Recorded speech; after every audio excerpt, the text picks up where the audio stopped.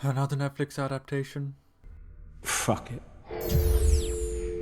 Let's see how this piece of shit's gonna go.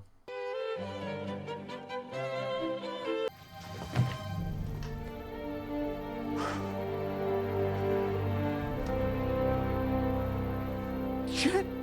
I'm not the biggest One Piece fan. I watched the first 60 episodes about 14 or 15 years ago, and oh my god, I'm feeling old. I want to go home and rethink my life.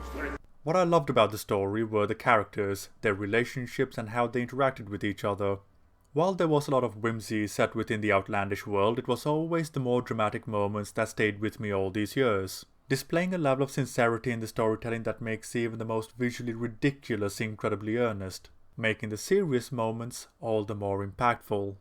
Translating all of that into live action should have been impossible, not only because of the presentation of the narrative in question, but also the state of modern Western adaptations of anything. Yeah.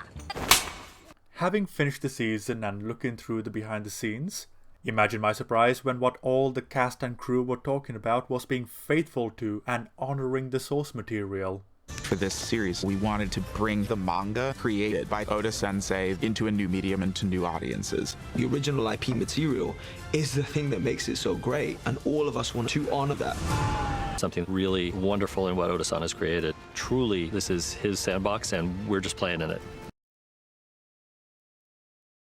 Respecting what has come before while adoring the creator, who was heavily involved in the production of the show.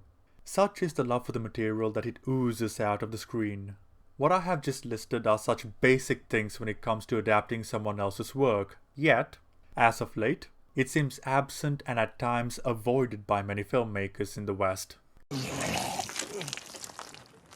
The setting is somehow believable, and having so much of it be practical wherever possible is what helps bridge the gap between it not being real and it being believable.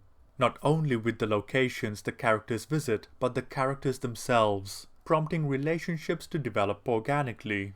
The events, while largely truncated, follow the same beats, and the core message of the story has been wonderfully carried over to live action.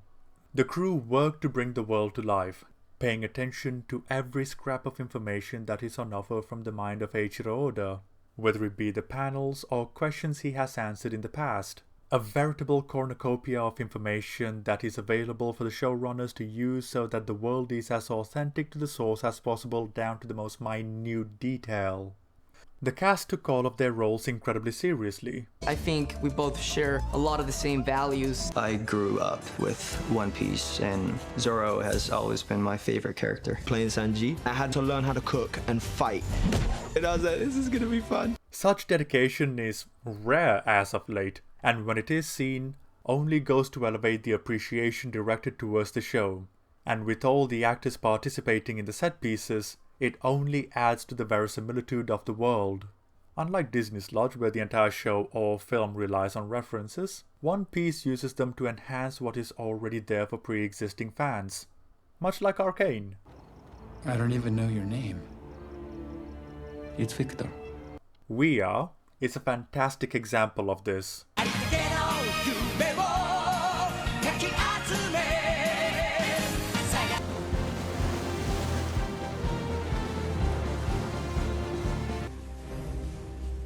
Reserved, but when used, is incredibly impactful for fans.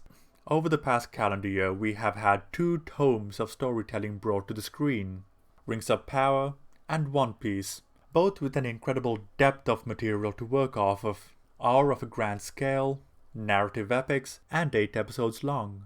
One is the prime example of what not to do when adapting someone else's work, while One Piece, at this point in time, in my mind, is the gold standard for the approach required of filmmakers when adapting a story, and the fact it comes from Netflix, the bastards that eviscerated Cowboy Bebop. I find this fascinating.